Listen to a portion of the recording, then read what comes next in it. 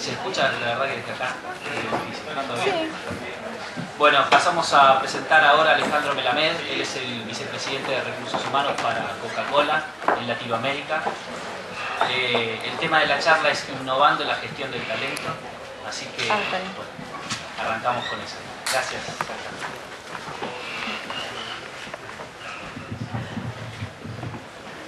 Bueno, primero buenas tardes, creo que todos quedamos iluminados después de escuchar a Ale y obviamente van a ver que hay muchos elementos que se van a empezar a visualizar como complementarios entre lo que es un emprendimiento en internet, entre lo que puede ser la visión global que puede tener Alec. Vamos a tratar de ver de qué manera esto se refleja en tal vez un elemento crítico dentro de cualquier organización como son las personas. Y voy a tratar de comentarles mi postura, mi forma de ver, de cómo podemos innovar en lo que es la gestión del talento dentro de las organizaciones.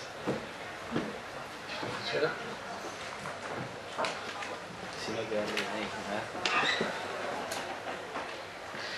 Primero vamos a tratar de entender por qué se habla de recursos humanos y cómo podemos evolucionar de recursos a humanos. Tratar de comprender cuál es la visión que hay de esto y cómo muchas veces utilizamos las palabras mal y cómo esta mala utilización de las palabras puede llevarnos a conceptos equivocados.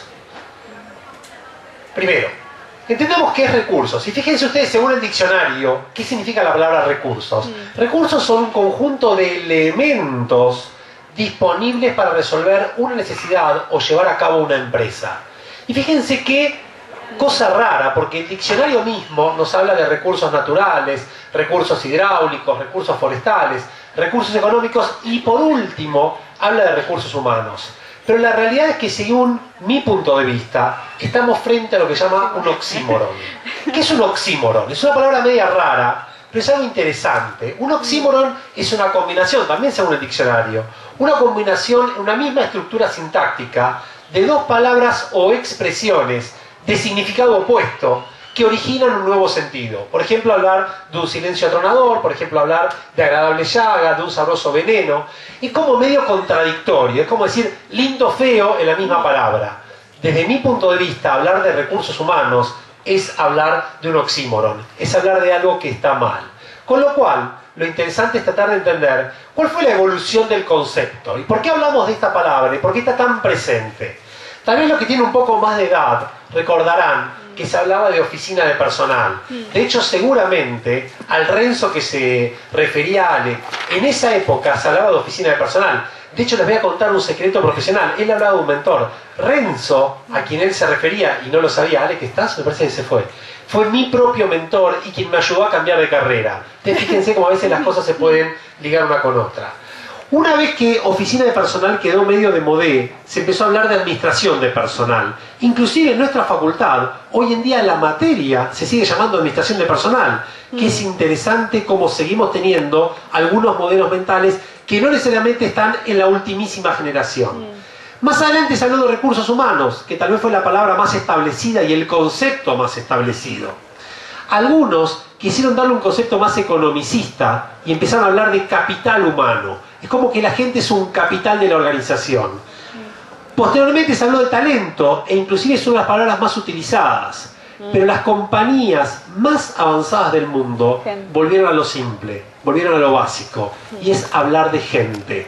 Inclusive hay un título dentro de las empresas que llaman los CPOs, Chief People Officer. Son los gerentes de gente. En definitiva, son los que se ocupan de la gente, o como hoy escuché a alguien decir, son la conciencia viviente de la organización. Son los que se preocupan porque la gente de la empresa esté bien. Y tal vez el desafío que vamos a proponernos durante estos 20 minutos que vamos a compartir es cómo podemos hacer para innovar en la gestión de la gente, para que los que trabajan en las empresas se dediquen lo que tienen que dedicarse a las cosas importantes.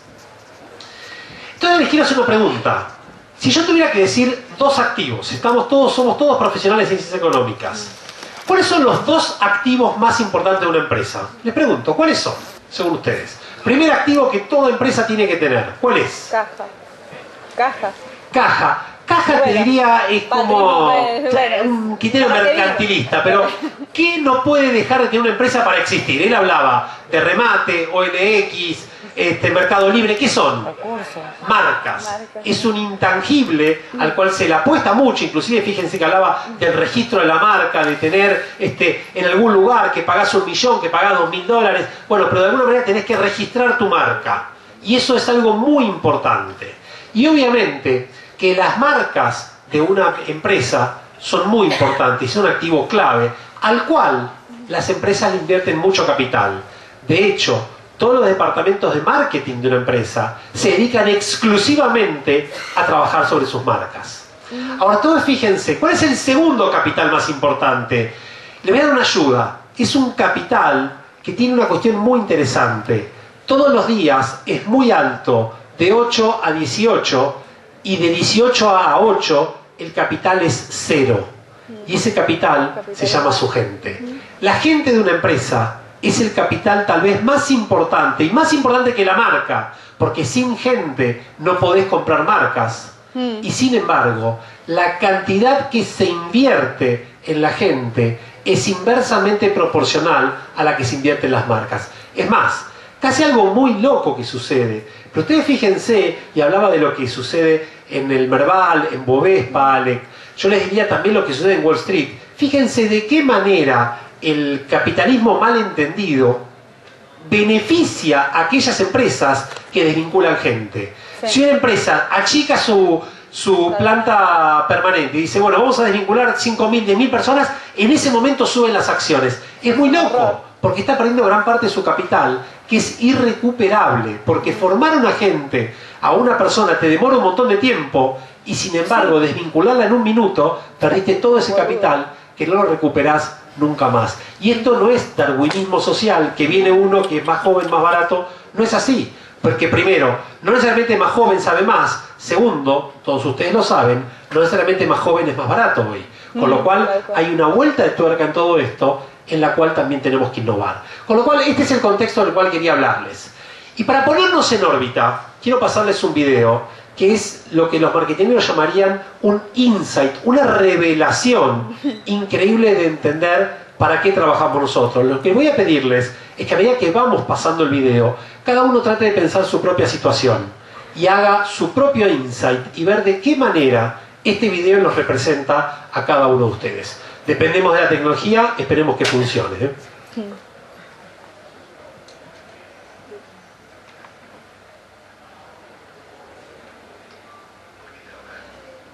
Pero un cachito, funcionaba, pero el que se equivocó fue yo. No le echemos la culpa a la máquina.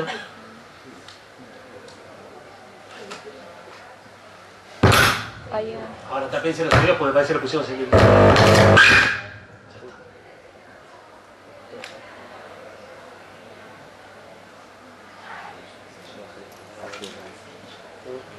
¿Por qué trabajas tanto?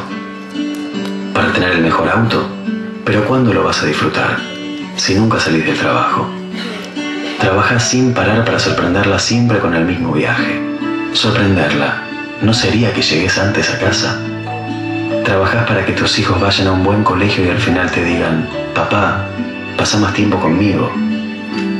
Trabajás para ser una mujer independiente, que solo tiene tiempo para trabajar. Trabajás para ser el número 1, para que te hagan un monumento, para tener todo lo que querés. Pero eso que querés no es una vida mejor. Un banco que entiende a la gente sabe cómo ayudarla a vivir mejor. Ayer, Bank Boston. Hoy, Standard Bank. Standard Bank. Misma historia, mismo lugar, más futuro. Hoy tendríamos que decir, y ¿no es cierto? Ahora fíjense cómo de alguna manera la gente de Standard Bank, cuando vinieron acá, trataron de capturar lo que nos pasa a cada uno de nosotros. Y yo lo que pediría que a partir de este momento cada uno de nosotros reflexione cuál es la razón por la cual trabaja y cuál es el motor interno que lo lleva a tomar ciertas decisiones para un lado o para el otro.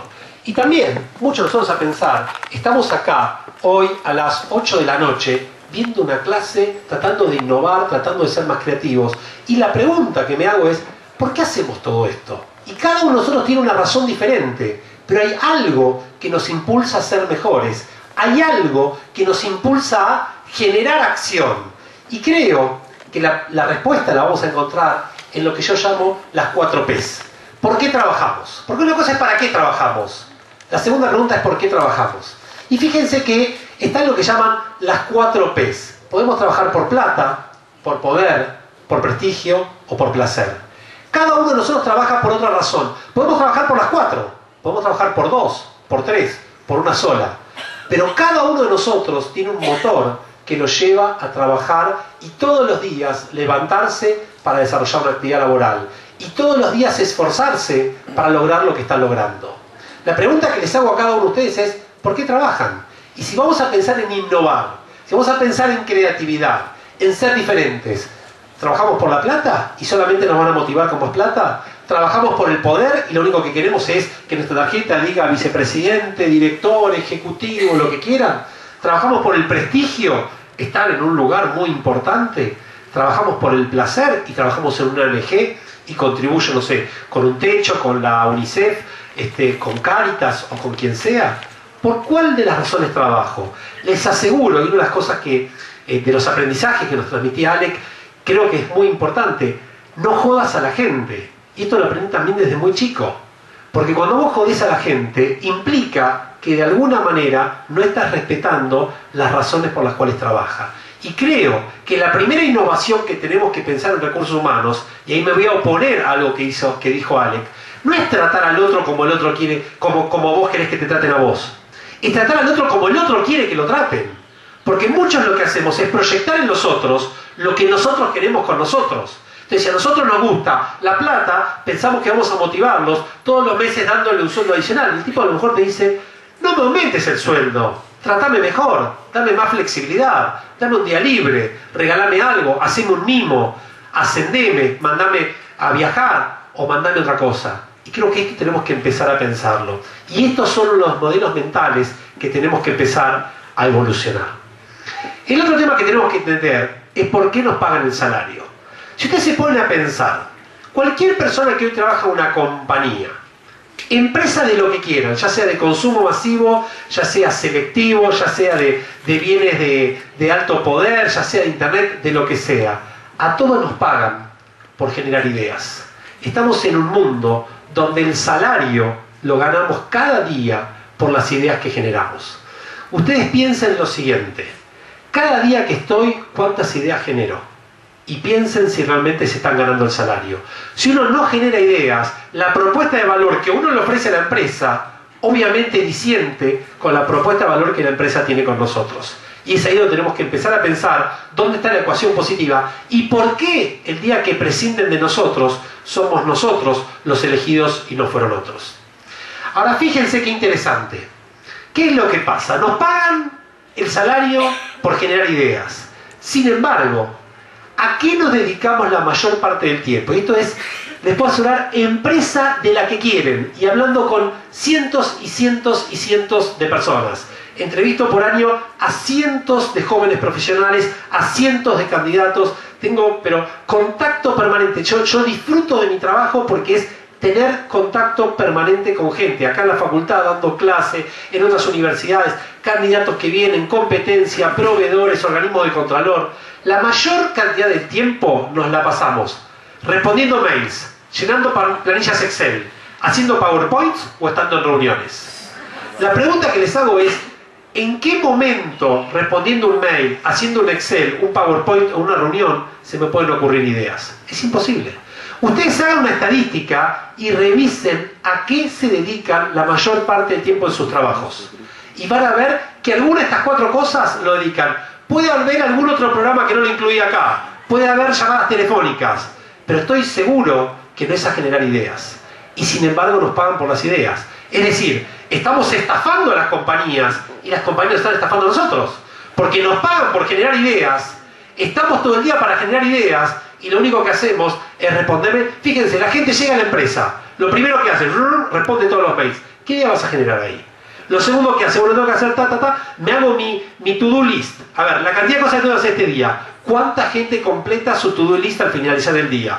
¿Cuántas veces evaluamos? Y si lo evaluamos nos frustramos, porque el 90% de las cosas no pudimos cumplirlas, porque nos entran mails, y además muchos tienen en el mail un sistema donde te suena una alarma o algo que te entró un mail, con lo cual te está interrumpiendo a cada ratito, entonces no podés concentrarte, y para generar ideas tenés que concentrarte. Entonces vamos a ver de dónde surgen las principales ideas, porque creo que si nos pagan por ideas, por lo menos entendamos dónde surgen las ideas y tratamos de abocarnos a esto. Las principales ideas surgen de una fórmula que se llama las 3B. Y la verdad que en este momento me doy cuenta, siendo hincha independiente, poner un cartel así con la B tan grande en este momento es medio traumático, pero no importa. Vamos a honrar el compromiso que es las 3B. Y en este momento se me está ocurriendo. Fíjense, y encima son 3 los que se van a la B, en este momento estoy pensando. Fíjense, primera B. ¿Cuándo surgen las principales ideas? Cuando dormimos, cuando descansamos. Es lo que en inglés es la bed, ¿no es cierto? En la cama. Cuando uno está descansado es cuando surgen ideas. Cuando estás agotado, lo único que surge es lo peor de vos. Cuando estás descansado, surge lo mejor de vos. Con lo cual, cuando dormimos, cuando descansamos, tenemos oportunidad de generar ideas.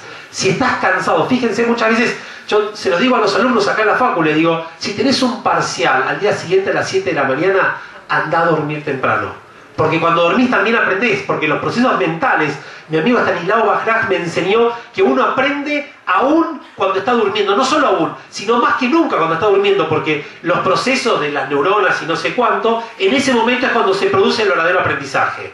No es que uno dice, bueno, voy a dormir todo el día y aprendo, entonces no leo y me froto el libro y no es eso. Pero sí lo que es importante es que si no estás descansado, las ideas no van a surgir. ¿Y saben qué? Lo que está corroborado es que las empresas sí logran algo que es muy importante, sacar lo peor de la gente.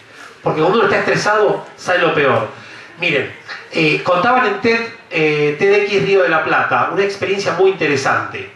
Hicieron una evaluación de cómo juzgan los jueces a los presos según el horario del día. Y lo que se dieron cuenta es que a primera hora del día y a primera hora de la tarde tienden a ser más generosos con los presos y darle penas menores, y a medida que va avanzando el día y se va alejando el momento en que comieron, las penas son más severas. ¿Por qué? Cuando uno está más, y es científico esto, cuando uno está cansado, tiende a poner el piloto automático y a sacar lo peor de sí. Estoy seguro que es muy distinto que ahora me dirija a cualquiera de ustedes y les pida algo, que si se lo pide a las 10 de la mañana. Obviamente si durmieron a la noche. Si no durmieron a la noche, es mejor pedírselo ahora. Segunda vez, bath, en la ducha. La mayoría de la gente, cuando le preguntas dónde te surgen las ideas, te dice en la ducha. Tal vez una solución sea poner en las empresas muchas duchas. Sería divertido también, ¿no? Podemos poner con separadores, con todo, pero fíjense, la mayoría de la gente, cuando le preguntas dónde te surgen las ideas, y en la ducha.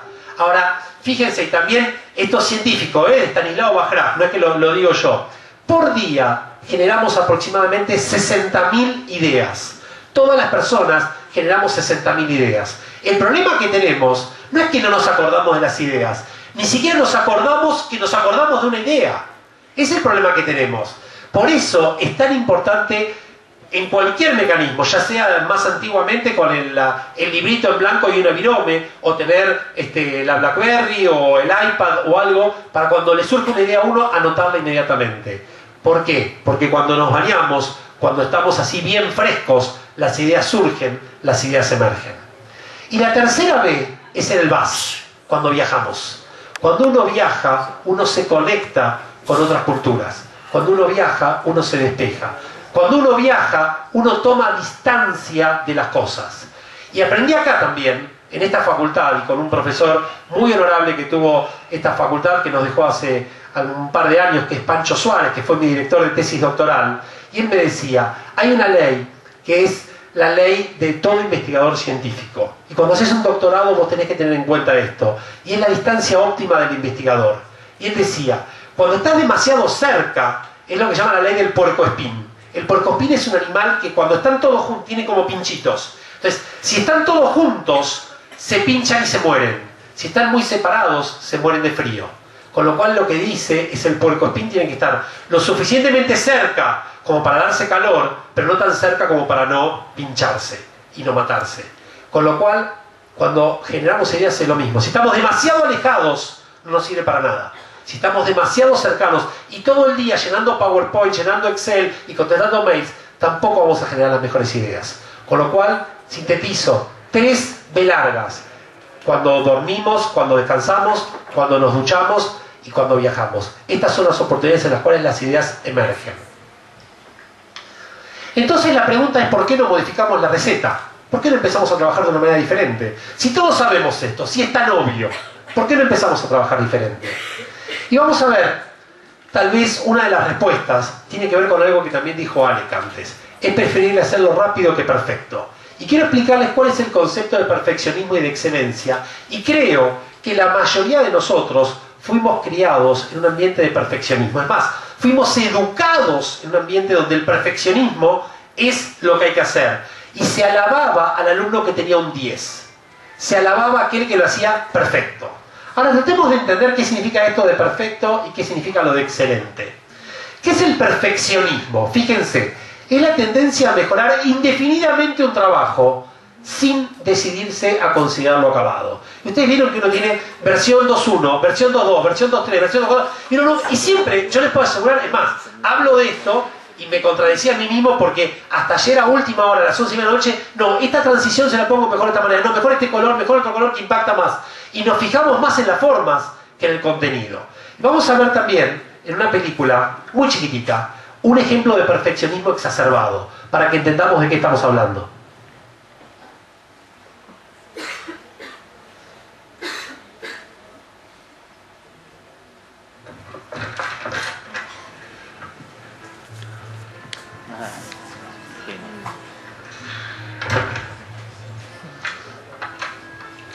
Es un minuto nomás para entender el concepto.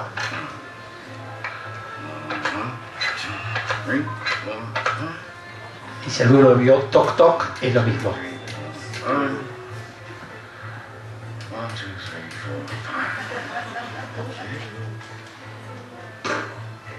La película se llama Mejor Imposible. Mira la cantidad de jabones que había.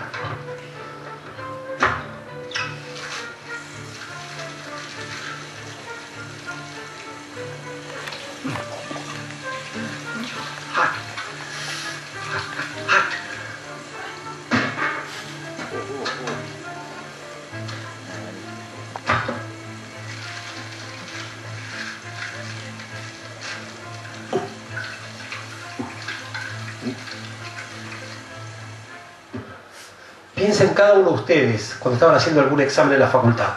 Piensen cada uno de ustedes cuando tienen que entregar un trabajo. Y piensen cada uno de ustedes cuán perfeccionista es para lograr la versión que esté perfecta. Sin embargo, lo perfecto no se disfruta. Sin embargo, lo perfecto no tiene goce, no tiene disfrute. Veamos entonces...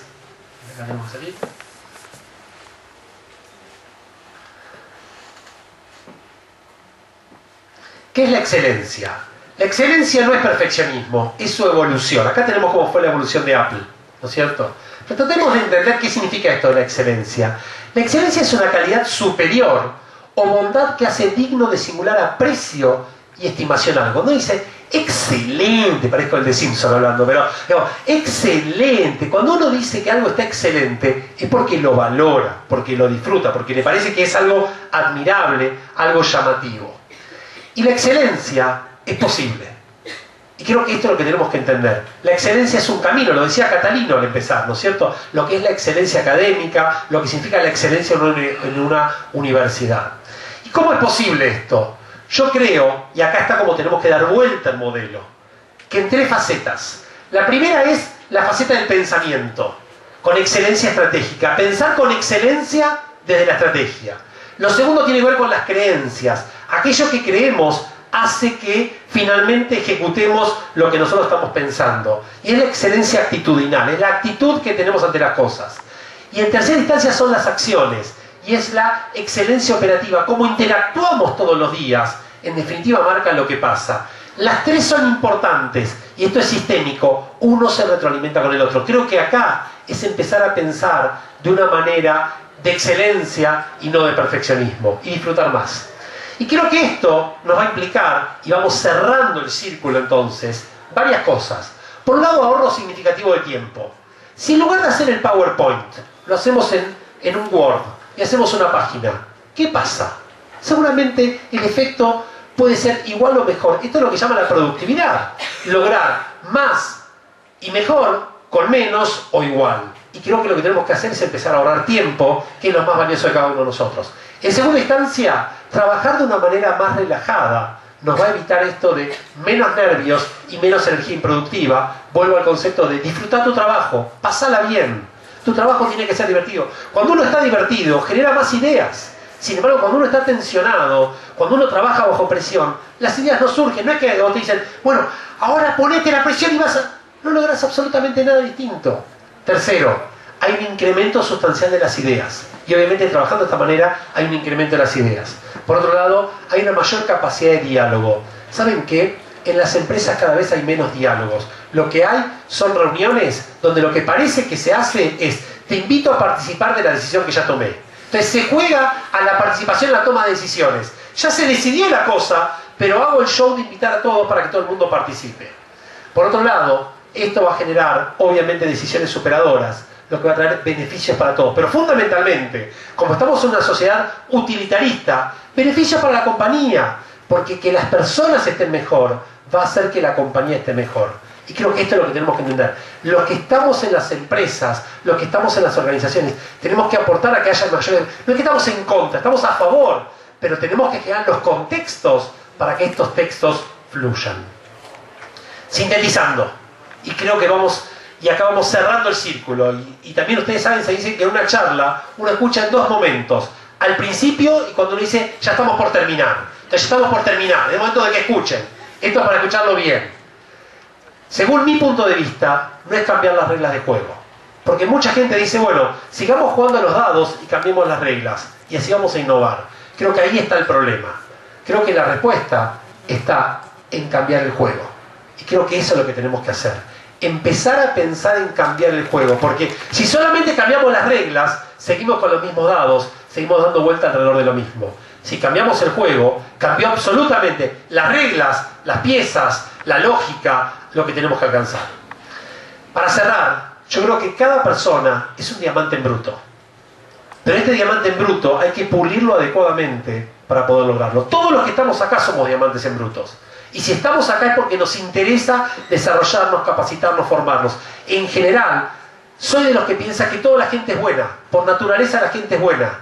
Lo que hay que hacer es pulirla adecuadamente para que salga algo excelente. Creo que ese es el trabajo. Esa es la manera de innovar en recursos humanos. Tomar esta piedra, así como está, y pulirla para que de un practicante, un pasante que trabajaba en cervecería Quilmes, después salga una persona como Sanya Vale. Creo que esto es lo que tenemos que ver. ¿Quién fue el que pulió esa piedra de tal manera para que salga un diamante? Creo que esta es la lógica que tenemos que seguir todos nosotros. Y la última idea que quería transmitirles es pensar qué huella vas a dejar. Y creo que tenemos que pensar. Hay un director de orquesta muy interesante que dice que él mide la calidad de sus conciertos en función de las caras de la gente que participa. Y lo que les pregunto es, ¿qué dicen de ustedes cuando se van de una reunión? ¿Cuál es la huella, la impronta personal que dejan en cada reunión en la cual participan? ¿Cuál es la impronta personal que dejan en cada interacción? Creo que innovar en recursos humanos es pensar, o innovar en desarrollo de gente, en talento, o en, como lo querramos llamar, es pensar en esto. Pensar en que vos dejás una huella en cada una de las personas con las cuales interactuás. Y ojalá que esa huella sea positiva. Y siempre pensar esto. Cuando vos estás ante el otro, en el momento que te fuiste, ¿está igual? ¿Está peor? ¿O está mejor? Lo que hiciste fue agregar valor, desagregar valor o neutro. Si sos neutro, no sirve, no tiene sentido. Si desagregas valor, estás en el horno. Y si agregas valor, sos una persona que va a generar un efecto multiplicador. Hay un autor, y la última idea que quiero transmitirles, hay un autor que dice que hay 4 tipos de personas. Las que suman y las que restan. Esto es fácil. Aquellos que te agregan valor, aquellos que te desagregan. Pero también están los que multiplican y están los que dividen. Y muchas veces estamos con gente, llamada gente tóxica, que termina dividiendo, que termina generando más conflicto. Y vos decís, no solo me sacó valor, sino que me desgastó. Creo que el rol de cada uno de nosotros es ver cómo podemos ser de estas personas que multiplican, de estas personas que generan una potenciación de cada una de las personas. Y ahí sí creo que cambiamos el juego y no solamente la regla del juego. Así que esto es lo que quería comentarles.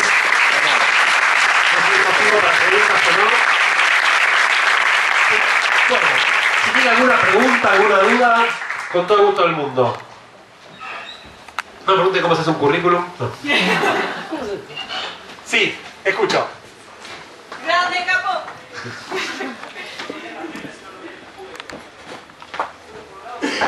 Un poquitito más alto. Sí, cambiar el juego. Totalmente. Incluye cambiar las reglas, pero no solo las reglas. Sí, sí, totalmente. Mirá, una de las cosas que más se está dando son los equipos transnacionales. Y esas son las cosas que más estoy trabajando. Antes se pensaba que uno tenía que ser jefe de una geografía.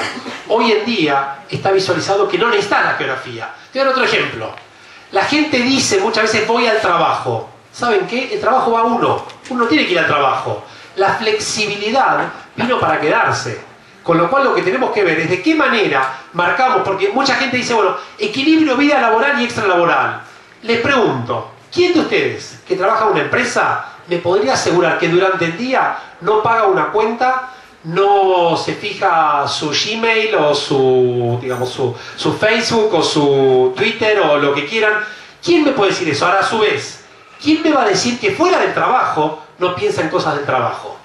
Entonces creo que ahí es cambiar el juego. Antes era, trabajo, terminé, bajé mi computadora. Mirá, el otro día leí algo muy interesante. ¿Desde cuándo está el correo electrónico? Piensen en esto nada más. Cuando yo empecé a trabajar, y parece la prehistoria, pero mi primer trabajo fue saliendo de la facultad en Arthur Andersen, que era el mejor trabajo que uno podía tener. Hoy en día ni siquiera existe Arthur Andersen. Mirá lo que te voy a decir. En esa época no existía el correo electrónico y Arthur Andersen era la mejor compañía. Hoy, a 25 años vista, no existe más Arthur Andersen. Es más, Arthur qué, pueden preguntar algunos. Y el correo electrónico es casi normal. Es más, yo diría, hoy en día está por morir el correo electrónico. Muchas empresas están viendo cómo eliminan el correo electrónico porque se dieron cuenta que termina siendo tóxico y que no es la manera de comunicarse. Y muchas empresas saben qué hicieron, cambiar el juego, día sin correo electrónico y arreglate y hablar con la gente. ¿Saben cuál es la principal capacidad que percibimos en las entrevistas de selección que la gente no tiene desarrollada? La de comunicación.